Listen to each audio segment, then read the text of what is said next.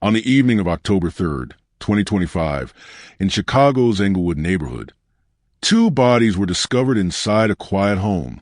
No calls were made. No witnesses came forward. The woman, identified as 38-year-old Duanda I. Dagan, had lived a private, disciplined life, commuting to her job with the Chicago Transit Authority and returning to routine that few ever questioned.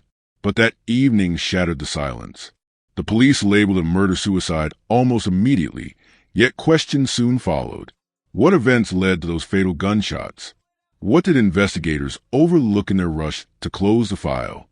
This is a case of Duanda Dagan, a story about a woman whose death exposes a fragile boundary between love and violence, trust and betrayal, truth and convenience. Somewhere in the official paperwork lies the missing piece that could change how her story is remembered. Every case starts with evidence and ends with truth. We examine facts, not theories, details, not drama. This is Sunday Crime, where investigations speak for themselves. Subscribe now and stay updated as we uncover the fact behind every case. Duanda Dagan was born and raised in Chicago, Illinois, within a working-class family rooted in the South Side community. Her early years reflected a structured upbringing shaped by family discipline and strong neighborhood ties. While not much is publicly known about her childhood, records and interviews with family suggest she attended local public schools in the Chicago area. She completed high school and may have pursued additional vocational or technical training before beginning her career in public transportation. Her family was described as close-knit, with her brother Daniel emerging later as a vocal figure advocating for answers surrounding her death. Their bond was evident through public statements he made, expressing both frustration and determination to clarify the circumstances of what police initially labeled a murder-suicide. I can't even cry no more. I'm happy. I'm so motherfucking happy. Y'all know where I'm gonna be at. Pull up, we at Abby. You know what, matter of fact, you know what? We gonna cook. We gonna be at my sister's house. See what I'm saying? Like Her house. her house. Her house. With her name on it and everything she on, all that shit that they was saying. I hear crickets. I'm gonna miss my baby so much. Dagan was a long-serving employee of the Chicago Transit Authority, CTA, where she held multiple roles over the years. She began her career as a customer service assistant before advancing to the position of rapid transit operator. Colleagues describe her as dependable, organized, and serious about her responsibilities. Employment records confirm she served the agency for several years, maintaining consistent attendance and performance ratings that reflected her professionalism.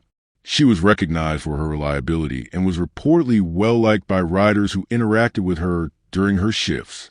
Co-workers stated that Dagan rarely discussed her private life, preferring to keep personal matters separate from her job. However, some mentioned she occasionally appeared stressed, though there were no documented complaints or disciplinary issues within her employment file. Dagan lived independently in Chicago's Englewood neighborhood, an area known for both its community solidarity and challenges with crime. Her residence was a modest but well-kept home that she managed alone. Family and friends describe her as quiet and reserved, but dependable when it came to family matters. Her romantic history included a relationship with a man identified as her partner at the time of her death. Records indicate the relationship had experienced tension. Authorities later reported that this same man was found deceased alongside Dagan inside her home. There is limited documentation regarding previous police involvement or restraining orders, but investigators examined whether there were any prior domestic disputes, calls to police, or signs of escalating conflict. On social media, Dagan's Facebook profile showed limited recent activity. Posts were infrequent and centered on motivational quotes, occasional selfies, and family-related updates. No direct signs of distress were evident from her digital footprint in the days leading up to the incident. Residents in Englewood described Dagan as respectful and polite. Neighbors said she kept mostly to herself but would greet others when seen outside or heading to work. She was known to attend a local church occasionally and maintained a generally quiet routine. There were no confirmed reports of mental health struggles, though co-workers mentioned she was a private person who internalized stress. She had no public record of legal issues, and her overall reputation within both her workplace and community was positive. Englewood, a South Side neighborhood, has long been associated with socioeconomic hardship, high unemployment, and elevated crime rates. The area has one of Chicago's highest reports of gun violence, though residents often highlight its strong community bonds and resilience. The block where Dagan lived reflected this duality. Neighbors knew one another, yet gunfire was not uncommon. Local reports show several police responses in the vicinity during the months leading to October 2025. The atmosphere of the neighborhood on that day was described as routine until the sound of gunshots shattered the quiet. According to initial investigative findings, October 3rd, 2025 began like any other workday for Dagan. She was scheduled for a morning shift with CTA and reportedly completed her duties without incident. Security footage from her assigned route indicated she was calm and professional throughout her shift.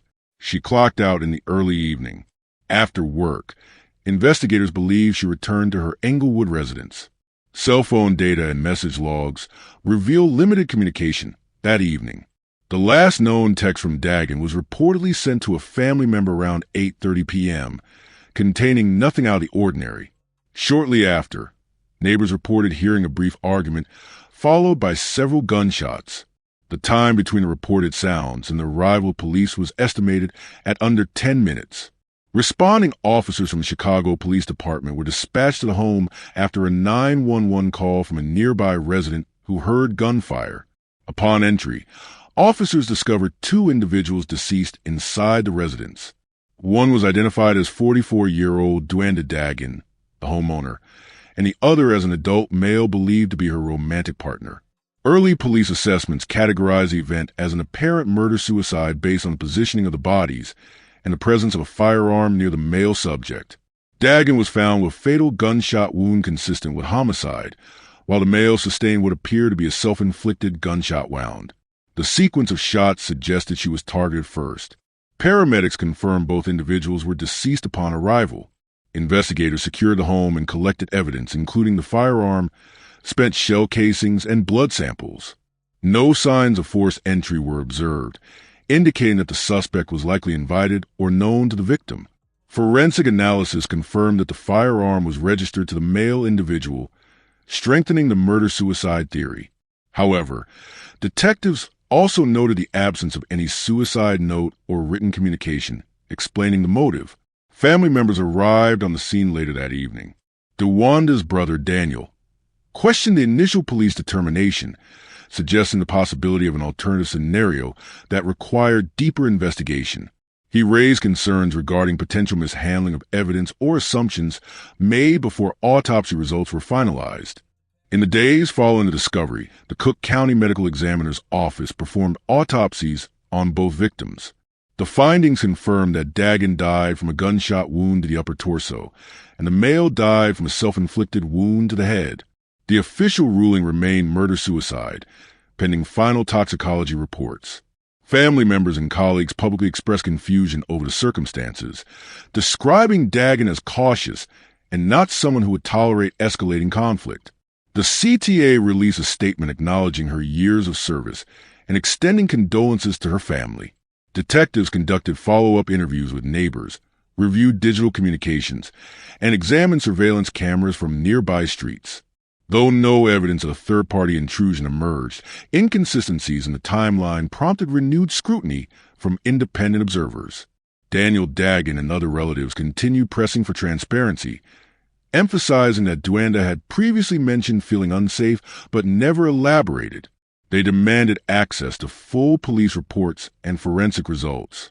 Law enforcement responded to the 8600 block of South Constance Avenue on the morning of October 14th, 2024, following reports of gunfire from neighbors.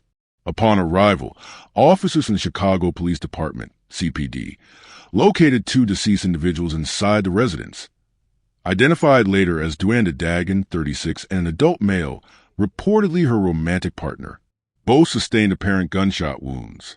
A firearm was recovered at the scene, located near the male's body. CPD's initial public statement classified the scene as a possible murder-suicide, pending confirmation from the Cook County Medical Examiner's office. The department's Homicide Division and Crime Scene Unit secured the area, conducted photographic documentation, and collected ballistic and biological evidence. Officers canvassed nearby homes for surveillance footage and eyewitness accounts, while forensics technicians cataloged every shell casing, fingerprint, and personal belonging present in the living space. According to internal reports later obtained by journalists, the first responding officers found no signs of forced entry. This detail immediately narrowed investigative focus to a domestic conflict scenario. Detectives logged statements from two neighbors who reported hearing raised voices, followed by 3 consecutive gunshots between 8:30 and 8:45 a.m. The autopsy results, completed within 48 hours, indicated that Duanda died from multiple gunshot wounds, one to the chest and another to the head. The time of death was estimated between 8:40 and 9 a.m. Toxicology screens returned negative for alcohol or narcotics. The male, found several feet away, also suffered a fatal self-inflicted gunshot wound on the chin, consistent with suicide. His toxicology report showed traces of anti-anxiety medication. Ballistics testing determined that all rounds were fired from the same 9mm semi-automatic handgun recovered at the scene. The trajectory paths were mapped and digitally reconstructed by forensic analysts. The first 2 rounds struck Duanda at a downward angle from a standing position, while the third round, the self-inflicted shot, was discharged at close range from below the chin, leaving significant residue on the male's dominant hand. Gunshot residue, GSR, tests revealed residue on both Duanda's and the male's hands. However, the concentration levels differed significantly. High on the male, trace on Duanda, likely from proximity during discharge. DNA testing of the weapon grip and trigger matched the male's genetic profile, further supporting the initial CPD classification of a murder-suicide. Digital forensics specialists conducted an extraction of both victims' cell phones. Duanda's recent call logs included several unanswered calls from a male in the 12 hours leading up to the incident. Text messages recovered from both devices reflected escalating arguments over alleged infidelity and financial strain. The final text from Duanda, sent approximately 20 minutes before the shooting, read, "We need space. This is not working anymore." The male's phone contained a draft message, unsent, stating, "You'll regret walking away from me." Neighbors interviewed by detectives described hearing yelling followed by gunshots. One resident, living 2 doors away, recalled Duanda shouting, "Leave me alone," moments before the sound of gunfire. Another neighbor reported that police had been called to residents at least once in the previous month for disturbances, though no arrests were made at that time. Family members and friends of Duanda gave statements portraying her as emotionally stable but under growing stress due to conflicts with her partner. Her brother, Daniel Dagan, told investigators that Duanda had recently expressed concerns about controlling behavior and fear for her safety. Co-workers at her place of employment noted that she had missed 2 consecutive workdays prior to the incident, an anomaly for her typically punctual record. One colleague mentioned Duanda appeared distracted and exhausted during her last shift. The second deceased individual was identified as Marcus Hill, 39, a longtime boyfriend of Duanda Dagan. Public records later revealed a history of misdemeanor domestic violence complaints from previous relationships, though no convictions were listed. Friends confirmed that Duanda and Hill had lived together intermittently for 2 years, separating and reconciling multiple times. Investigators documented text evidence of jealousy and possessiveness from Hill's side. He had recently accused Duanda of seeing another man. Despite this, there was no restraining order or official record threats made directly against her. Law enforcement's internal assessment concluded that the case aligned with a domestic dispute that escalated into a murder-suicide, with Hill as the aggressor and Duanda as a victim. Duanda's brother, Daniel Dagan, publicly disputed the police narrative. Through multiple Facebook live streams, he displayed pages of the Cook County Examiner's report, arguing that certain ballistic findings did not conclusively prove Marcus fired all shots. He claimed that Duanda was being misrepresented in media coverage and that inconsistencies in the forensic report warranted further examination. Daniel called for independent review and transparency from CPD, emphasizing discrepancies in the estimated time of death and the positioning of the firearm. Following Daniel's online statements, social media posts under the hashtag Justice for DeWanda Dagen began circulating across Facebook and Instagram. Community members describe her as a victim of domestic violence whose case was prematurely closed by authorities. Others question why the investigation appeared to have ended without broader forensic review. Public debates emerged over whether the gunshot residue results alone were sufficient to classify the case as a murder-suicide. Some online users reference a pattern of limited investigative scrutiny in domestic-related homicides involving women of color, drawing parallels to other underreported cases in the region. Posts calling for renewed media coverage accumulated thousands of shares, prompting renewed local interest but minimal response from official channels. Despite the social media outcry, mainstream news outlets offered limited reporting beyond initial death notices. Major networks in Chicago published brief articles summarizing the CPD's preliminary findings but did not pursue in-depth follow-ups. The lack of investigative journalism created a divide between public speculation and the official version of events. Independent reporters who attempted to obtain police body cam footage or 911 transcripts encountered procedural barriers and delayed responses. The absence of mainstream attention raised further questions among community advocates. They argued that lack of consistent coverage allowed key discrepancies to remain unexamined. The resulting gap between online advocacy and formal investigation deepened mistrust toward local authorities. Although police closed the file as a murder-suicide, independent observers noted forensic inconsistencies in the trajectory analysis. The entry angles of two bullets were described as slightly downward, conflicting with the assumption that both victims were standing. Family members suggested DeWanda might have been seated or crouched, implying possible alternative scenarios. Additionally, some questioned why DeWanda's hand displayed measurable GSR if she did not handle the weapon. Alternative theories proposed included a double homicide, potentially involving a third person who fled the scene before officers arrived, evidence contamination during the initial response, resulting in mixed residue readings, misinterpretation of ballistic data, particularly the spacing and pattern of bullet trajectories. The case has since been referenced by advocacy groups as an example of systemic bias in domestic homicide investigations. Analysts noted that Chicago PD frequently classifies intimate partner deaths as murder-suicides without pursuing extended forensic review. Critics argue that such assumptions may prematurely close cases, leaving unanswered questions about motive, sequence, and accountability. Additionally, the case highlights broader failures in domestic violence prevention systems, including insufficient monitoring of prior complaints, limited access to victim support resources, and lack of coordinated intervention before escalation. By the end of 2024, DeWanda Dagen's death remained officially listed as a murder-suicide, but for her family and supporters, unanswered questions persist regarding evidence handling, transparency, and media neglect. Following the official autopsy results, the Chicago Police Department formally closed an investigation into DeWanda Dagen's death, classifying the case as a murder-suicide.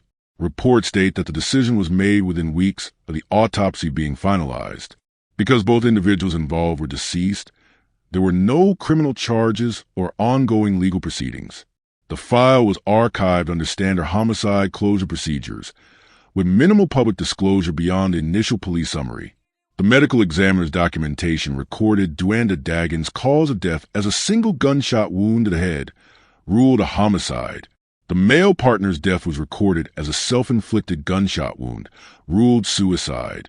Toxicology screens, ballistic analysis, and residue testing were all noted as consistent with that conclusion. However, subsequent family-led reviews questioned the accuracy of the sequence of events described by police, particularly regarding the time gap between the two gunshots reported by neighbors and the physical positioning of both bodies when discovered. Independent experts reviewing available autopsy summaries suggested the need for a secondary assessment, citing inconsistencies between the forensic report and the initial police timeline. In the civil and administrative aftermath, DeWanda's family was tasked with managing her estate, funeral arrangements, and life insurance claims. Insurance documentation required confirmation of the official homicide, ruling to process payouts. Because the case was deemed a murder-suicide, Policy complications arose, including possible denial of benefits connected to the classification of the event. Court filings show the family made a formal request for a review of the death classification, arguing that the evidence left open the possibility of a staged or coerced scene. No reversal was issued, and official records continue to reflect the initial finding. Duanda was laid to rest in a local Chicago cemetery, with family members organizing a private ceremony attended by community advocates and clergy from the South Side. Her relatives later submitted petitions requesting an independent investigation, citing broader concerns about the handling of domestic violence-related homicides in Englewood. While those petitions gained limited traction legally, they attracted renewed attention to the case through online campaigns and advocacy groups calling for transparency in closed homicide cases involving intimate partners. The family emphasized the absence of documented prior threats and inconsistencies in witness statements that, in their view, warranted re-examination. In a broader context, Duanda Dagan's death fits within a documented pattern of domestic murder-suicides that continue to claim lives across the United States. National statistics from the Violence Policy Center indicate that more than 3 women are killed every day by current or former intimate partners. In a significant portion of those cases, the perpetrator ends the incident by taking his own life, effectively closing the door to further criminal inquiry. Analysts note that these events often follow identifiable warning signs: escalating control, recent separation, or access to firearms, all factors reportedly observed in Duanda's relationship in the months preceding her death. However, such signs are frequently underreported or minimized, leaving systemic gaps in prevention and protection efforts. Within Chicago, the Englewood neighborhood continues to rank among the city's areas with the highest concentration of firearm-related homicides. Law enforcement data show that a notable percentage of those incidents involve domestic disputes or intimate partner conflicts. Advocacy organizations, including local women's shelters and legal aid networks, have documented multiple cases resembling Duanda's, where victims were initially classified under murder-suicide labels without comprehensive independent review. Critics argue that this practice effectively silences possible evidence of coercion, third-party involvement, or misidentification of shooters, particularly in neighborhoods facing chronic under-resourcing and community distrust of police institutions. The aftermath of Duanda Dagan's case extended beyond her family. Her brother, Daniel, became an active voice in demanding procedural reform for domestic violence investigations. He coordinated online awareness campaigns, community vigils, and outreach programs that sought to reframe the narrative around women killed by partners in Chicago's South Side.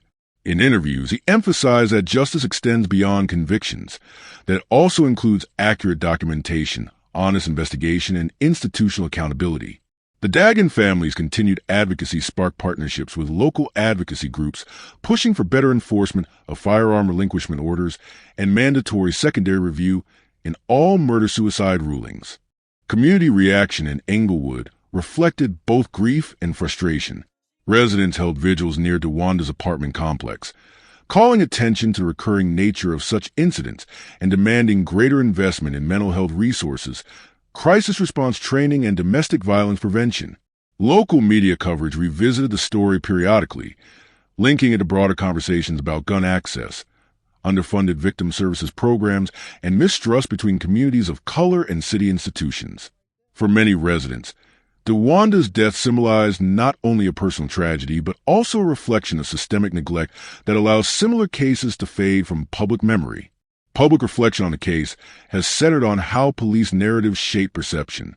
The immediate use of the term murder-suicide in early press releases set a definitive tone that limited further inquiry. Legal scholars and journalists have since argued that such premature labeling can prevent deeper examination of motive, sequence, and accountability. Questions remain about whether investigators applied sufficient rigor to exclude alternative scenarios, such as accidental discharge, third-party entry, or manipulation of the crime scene. These unresolved doubts fuel ongoing discussion about transparency in law enforcement communication and the right of families to access complete investigative files even after official closure. From a procedural standpoint, the Duanda Dagan case highlights the tension between finality and accuracy in homicide reporting. Once a death is classified and the case closed, reopening it requires substantial new evidence, a barrier that often leaves unresolved uncertainties untouched. Analysts point out that the closure of such cases serves administrative efficiency, but may conflict with community expectations for truth. Advocates now call for routine external audits of all homicide closures involving intimate partners to ensure consistency, completeness, and impartiality. Ultimately, DeWanda Dagan's story represents more than a single incident. It stands as an example of how silence, assumption, and systemic shortcuts can obscure truth. The conclusion of the official record does not erase lingering questions or the emotional and social impact left behind. The documentary's closing reflection acknowledges that what remains unsolved is not merely the how, but the why, the context of systemic failure that permitted the outcome and the narrative constructed afterward. The final segment calls for transparency and accountability in all future investigations involving domestic homicide, particularly within communities that experience disproportionate rates of violence and under investigation.